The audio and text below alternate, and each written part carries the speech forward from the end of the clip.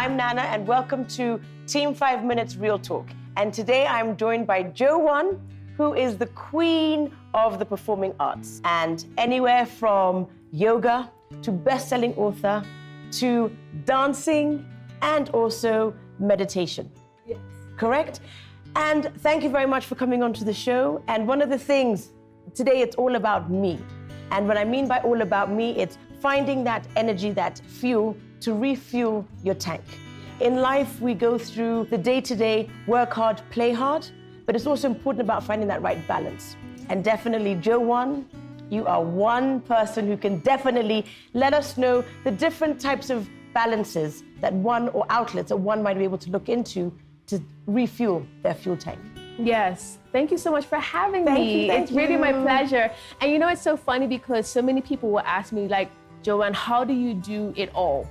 And I don't really think I'm doing it all. I think there's so much more that I could be doing, but I guess when I step back, and of course, COVID has kind of given me that time to reflect, and I'm like, wow, it has been a lot going on in my life. Exactly, yes. So, I mean, Audre Lorde said something, and she, you know, as a Black female writer, she said, you know, that self-care is not something that's self-indulgent, it is political activism.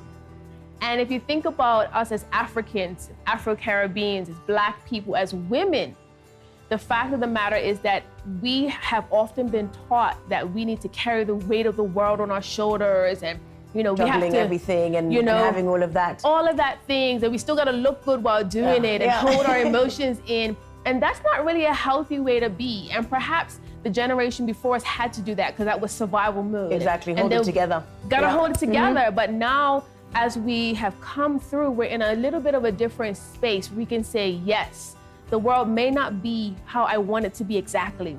Everything may not be perfect, but I can still find those spaces of peace and hope and rest. Rest is our activism. So for me, I'm an introvert. People don't believe that. I'm an introvert. Goodness, I'm actually very you shy. saw my face. I can kind of relate, but I know what you mean. Yes, yeah. And so as somebody that needs time away from people, I honor myself. So one of the things, before we even get into the spa and the nails and the hair, and I love all of that too. I know, you know, we love all of that. What can I do that just kind of sets boundaries? So I set boundaries for myself. Don't call me after a certain time. People who work with me know that from Saturday afternoon to Sunday evening, don't ask me for no money, don't tell me about no emergency. I don't want to hear it. I just don't want to hear it. That's really good, actually. No, exactly. And that's carving out your own time for yourself. Exactly. Unless it's something that I have to do, let me know on a Monday morning. And you have to be really selfish about that, isn't it? You do. Otherwise, 1 week turned into a month, turned into a year, and you're just kind of like, you've been working Monday to Friday, and then you don't have your weekend, and then you're back again and on Monday. So I really like that, though, with how you... How do we set those boundaries that we need in our life? How do we set those boundaries for our family? Is it when you're taking your shower, you don't want the kids there, mommy. You know what? You're like, leave me alone, I'm on the toilet. No, exactly. And these are things that we can do that don't cost a thing. Someone was asking me, how do I stay fit? And I was like, you have to treat your health like a currency, because it actually is a currency. Because God forbid if someone gets sick, that's money. Insurance or not, that's money, that's time, that's stress. We don't need any of that. So treating our health as a currency is also a way to be like, okay, this is my self-care. So yes, I do my work. I get up for 15 minutes. I need to go for a walk. I need to take my yoga class. And it's not like, you know, you're getting paid in your pocket, but you know you're doing this for yourself for later. Investment, investing And so in those yourself. are some of the types of things that I do. And of course, meditation. And people get all weird about meditation, like they think about somebody chanting and a big Buddha behind. And I think we forget that meditation just simply means being here now, being present. That means that while I'm here talking to you, I'm not thinking I gotta go do this errand and how is the kid and I got a bill to pay. I'm here.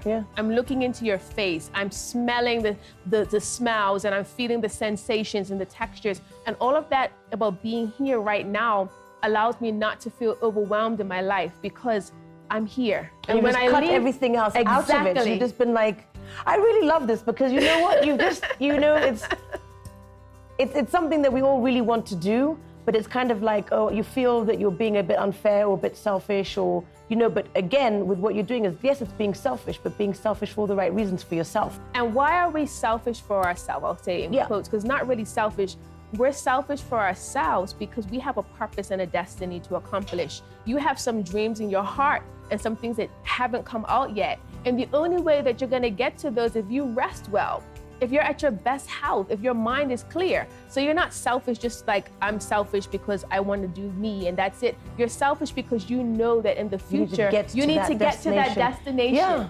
So, and then when you get to that destination and you write that best-selling book, and, you know, and you're the #1, you're like Oprah in Kenya, then that's because you had that rest. No, of course, no, exactly, and it makes it makes a lot of sense. And like you're saying, this pandemic has actually even taught us to take a step back. You know, we're juggling too many balls. We're trying to do this, we're trying to do that, and I, for one, am definitely a big victim of that. And in terms of, you know, I wouldn't say people pleasing because I've definitely come away from that space and happy to say, you know, what does Nana want? You know, but just chatting with you, you know, it's you've given me that oomph to be like, well, you know what? I'm actually going to do that take home where I can say, don't bother me from Friday night until Monday. Why not? And exactly, why not? You know, it's not what you've got your working hours, stick to your working hours also in your personal space. And I just really love that. And also, again, I know Joanne didn't just come onto the scene.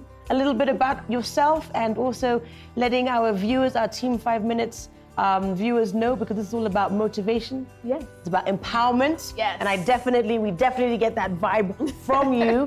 And just a little bit about where you came from and how you got to being to where you are today. Sure. Yeah.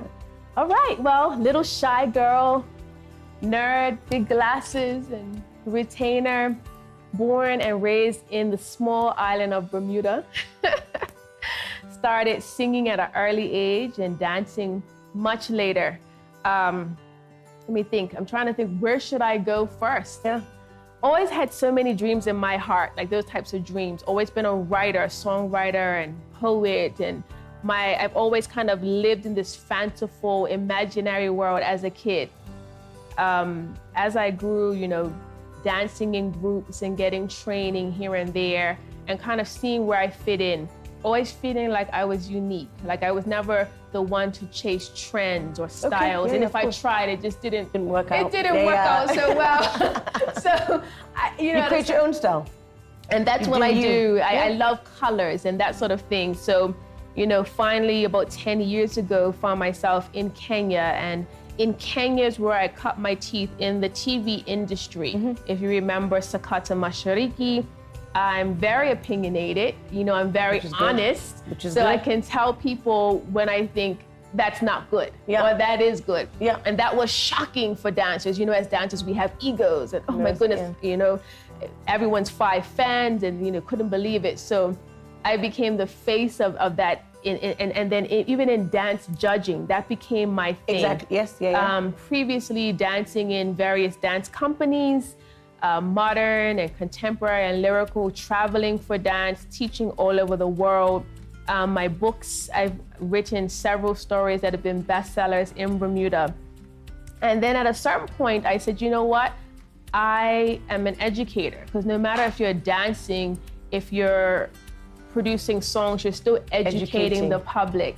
So my background— And a mentor as well. A lot of people look up to you. They do, they do. And so my background in education even encompasses the performing arts. How does dance and singing and all these creative things, how do they impact learning for kids? So even being able to take any curriculum and say, you know what, this is how we can expand it so kids who learn differently can actually have a chance to better themselves. So all of that stuff is me.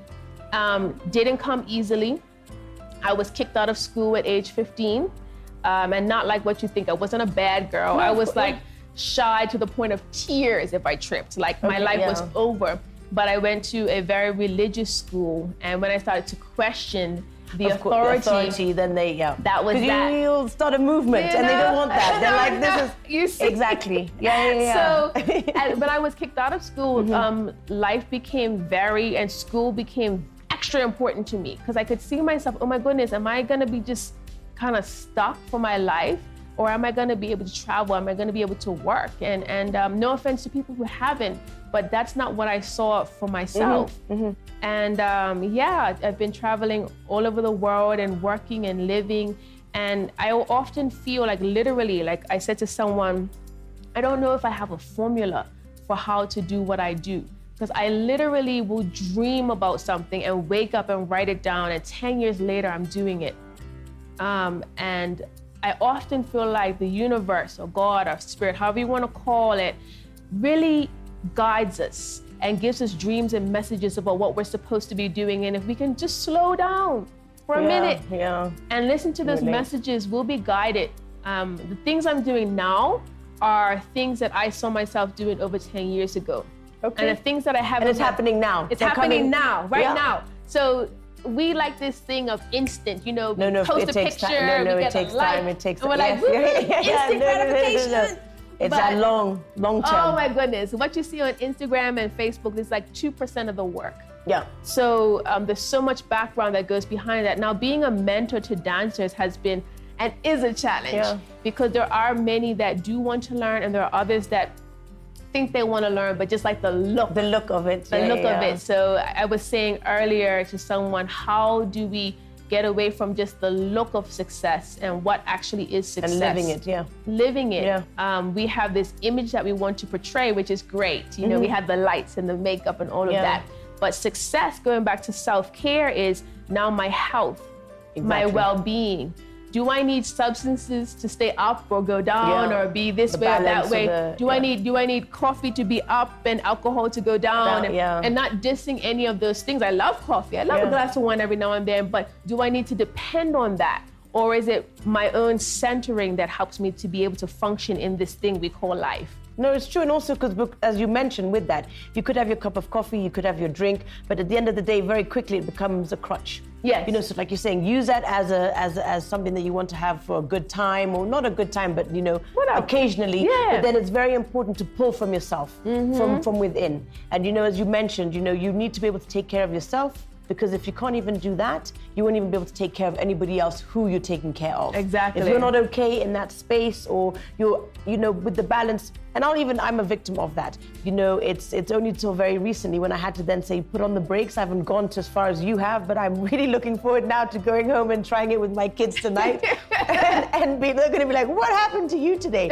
But, you know, with all of that, but just in terms of that personal space, because before you know, you then feel caught up, you feel like, oh my goodness, this is not going to happen.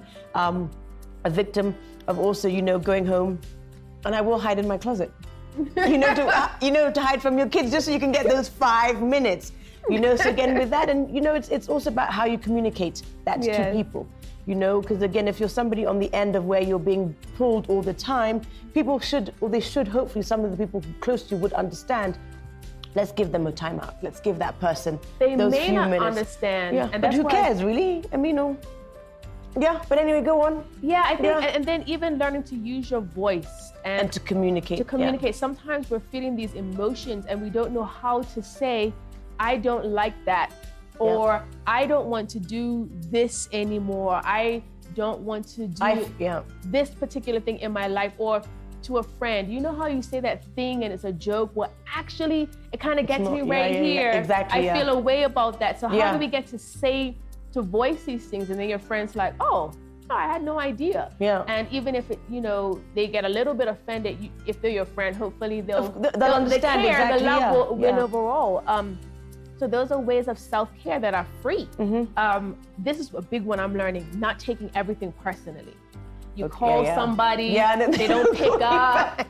Oh my goodness, was it that thing I said? It was the other day when they looked at me that way. Yeah, they must have been thinking that. Let all those mind games go. It's not all about you. It's really not all about us, because people have their own life that they're living and their own things they're going through. Yeah. And so taking that time, that if something doesn't go our way, it's not necessarily about us. And if they do have a gripe, hopefully they can come and voice it. And if not, we all have to live our lives. We have to let things go. Yeah. And be respectful of that, I guess, as well. Absolutely. You know, learn to disagree to agree?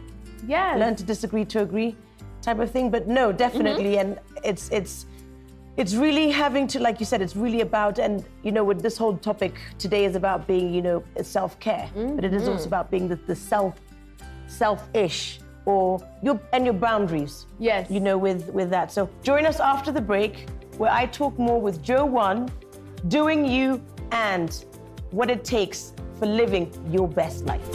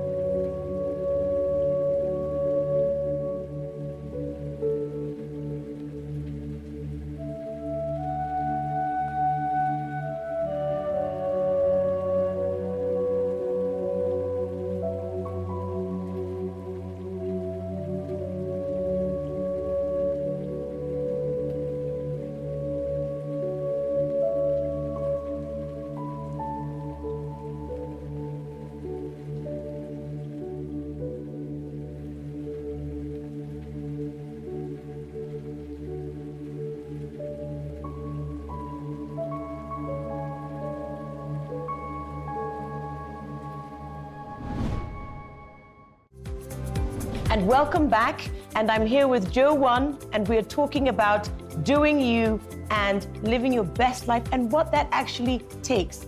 And before the break, you know, we were speaking more about, you know, self-care, going to the spa, seeing how all of that is, but actually you can do all of those trimmings, but if you don't have the core, if you're not ruthless or selfish with your boundaries and your perimeters, then really all of those other trimmings are not really going to matter much if you've not been able to set those boundaries up. And also one other thing that you mentioned as well, which was good, is that long-term plan. It's not about now, it's about that 10-year plan. I am living today in order to get to my future of those 10 years. Yes. So again, a little bit more about that. And I know we've also got a new music video that has come out, and the title of that is? It's actually called Tired Feet. Exactly, exactly. And a little bit about that and how, and explaining about the music video, because I know Tired Feet is... So I wrote Tired Feet 15 years ago. So we talk about that 10-year like plan. You said, exactly, yes, yeah. Everything you thought about 10 years ago, you're doing it now. Exactly. So Tired Feet actually is so fitting that it actually kind of encompasses self-care. So the whole point of Tired Feet is there are times in our life, on the stage of life, where we're tired, we're exhausted, we're like, I don't know what to do, this is enough. It's at those moments where we can get up and try again, where we can learn to dance again on the stage of life. There's a hook in there that I put that says, my dreams are safe here. Mm-hmm. My dreams are safe here. And people are like, where? And it's like, in your heart. In your heart, yeah. They're still safe, no matter what happens. Safeguarding custodian. No matter what has happened. I survived a terrorist attack, miscarriage, divorce, whatever has been happening in your life, even things that are internal like anxiety or depression. your dreams are still safe in your heart. Still with you, yeah. They're still there, and there's still an opportunity, or even more so. There's a thing called shadow work, where where those horrible times in church, they call it like trials and tribulations. Almost like being tried in the fire. Yes. That you come out like pure gold. Yes. And so those horrible things don't discount you from accomplishing all these wonderful things that you have in your mind and your heart. It makes you more ready. Because then maybe we're not gonna be a horrible person when you get there. You actually know how to have mercy and grace for that when that person doesn't treat you the way you feel like you should be treated, and not the other way around. The music video for Tired Feet encompasses COVID-19, and you see people with masks, and there's a dancer, she's walking through her village, and there's poverty all around, and you've seen it, there's trash, and she looks a bit sad, but when she gets to that point where she's on her aerial silks and she's dancing, she finds her release. You can see that change. Exactly, yes, And then you see a couple, and the husband clearly has an issue with alcohol, and they're arguing, and it looks like she might leave him. And in that moment, he kind of makes a decision that he's gonna try and do better. And you see them try to make things work better. And so COVID-19 addresses beyond all the songs we have about sanitize and wash your hands, and corona, which is great. We can dance to that. But what about those things that cause us to look behind the doors? Of those things when no one is watching. So that's Tired Feet in a glimpse. Yeah, no, it's fantastic. And also and it's a very clever way of also being able to, because the things you've touched on is actually, like you said, yes, we've got on the surface, like you said, you sanitize all of that, but the topics that you're actually speaking about, during this pandemic, we're doing a lot of soul searching. We're doing a lot of finding ourselves. And I think we've been able to portray that, once you've done a lot of soul searching, you're coming out of that and you're being more open, you're being more, intuitive with yourself. And I believe that is what your main character in the music video is doing. Yes. And again, as you mentioned, the other parts that you're tackling on is with, the husband and wife, that dynamic. You've portrayed it as, if it's alcoholism or drinking problem or some kind of addiction.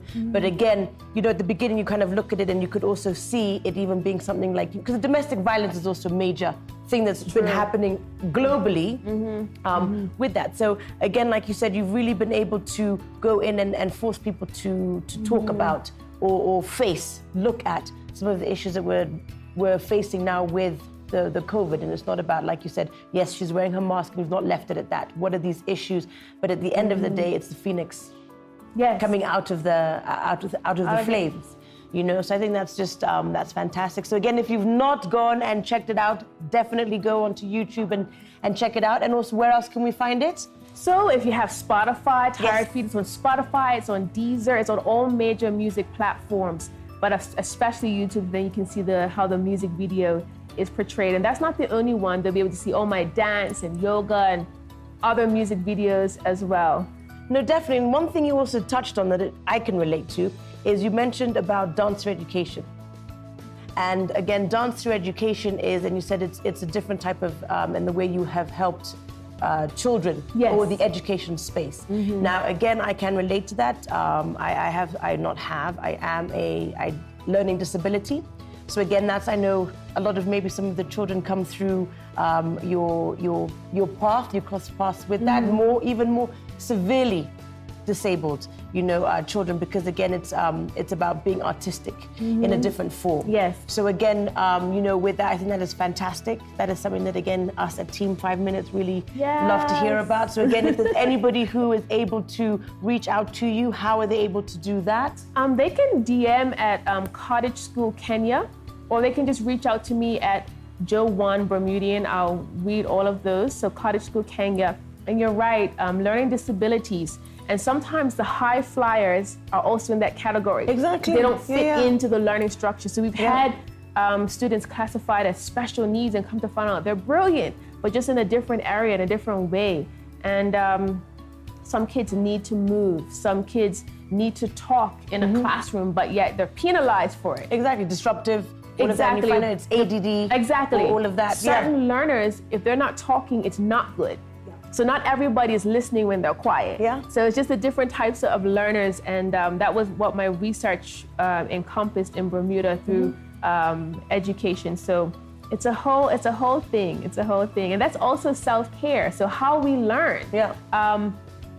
I could talk about my No, there's different. No, of course, there's different ways to get to point Z. Yes, exactly, you know, with that. Exactly. And I think that's just fantastic. Like you said, you know, just being able to, like you said, you've traveled the world. Kenya's been a fit for you, which is fantastic. You know, you're home away from home. Mm-hmm. But again, you've really been able to inspire and motivate and push people, which is something that is, you know, your platform is being able to do that in a different type of space. Yes. And like you said, the most important thing is that, you know, through that dance space, you know, and being that activist in terms of speaking, when you're now, you know, the voice for the people who may not be able to speak, which I think is extremely important.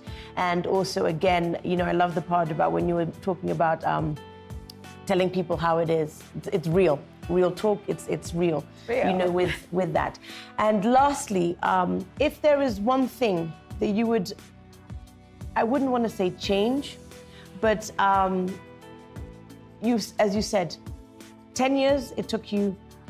Yes. That 10-year plan. Mm-hmm. And of course, it's like you're saying, it's just beginning now. Yes. So obviously, you're planting the seed now for the 10 years for the next trees to grow. That's yourself. right.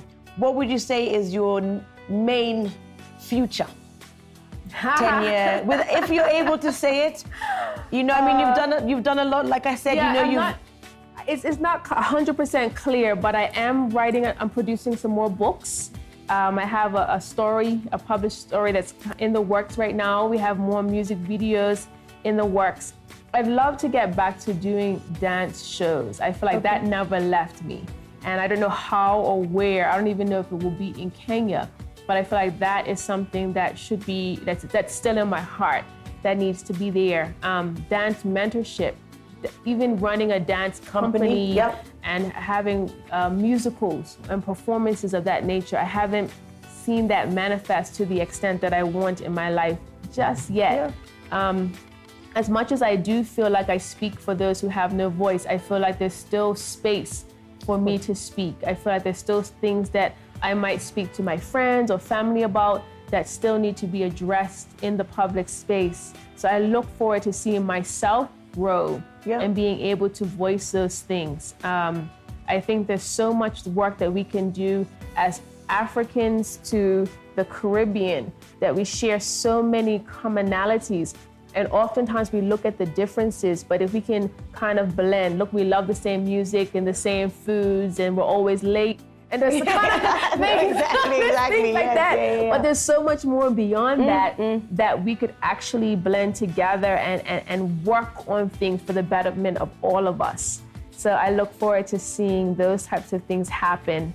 So. And I think definitely you are in the right space, because I think as Kenyans, maybe it's just a perception that I'm getting, but maybe you'd know more about that. But in terms of that whole art space, I think we are bigger than a lot of the other African countries, if that's even possible, because I know, of course, as a continent, we are huge in that terms of the art space. But again, as Kenyan, as being in Kenya, and not necessarily being Kenyan, but just here, I think, I mean, maybe it's for you to say, not me to come out and start talking about it, but do you think it is more liberal in that way? I mean, there's a lot of places you can go and find, like you said, it's the dance company that is saying it would be more welcomed here than maybe somewhere else.